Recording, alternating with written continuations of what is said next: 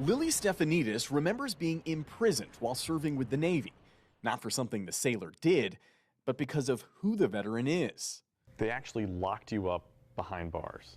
They locked me behind bars for a couple days and gave me a couple slices of bread and a cup of ice every morning.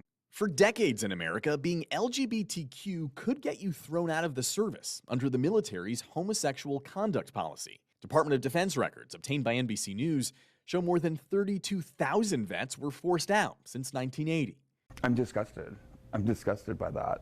Stefanidis, who identifies as non-binary, was ultimately kicked out of the Navy in 1989. Military paperwork blamed homosexuality, giving Stefanidis what's known as an other-than-honorable discharge, which can leave veterans without valuable VA benefits like healthcare, tuition, and home loans. Stefanidis spent years homeless. I felt that I was kind of something to be discarded.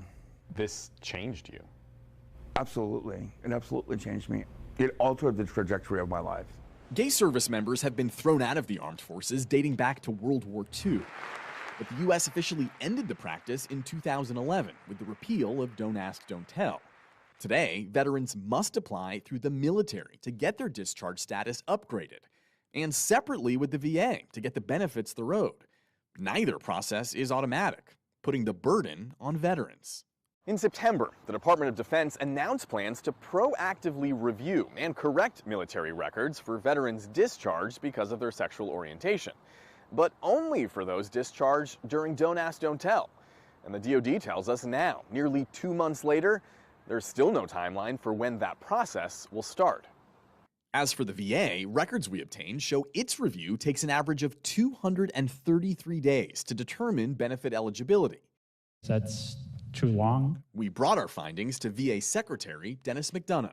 We are going to continue to work at this as aggressively as we can.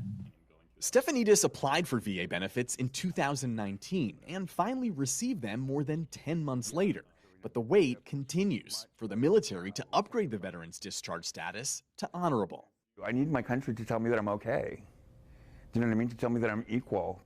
Stefanidis is now part of a class action lawsuit against the Department of Defense, which asks the military to systematically upgrade discharges for service members kicked out for their sexual orientation.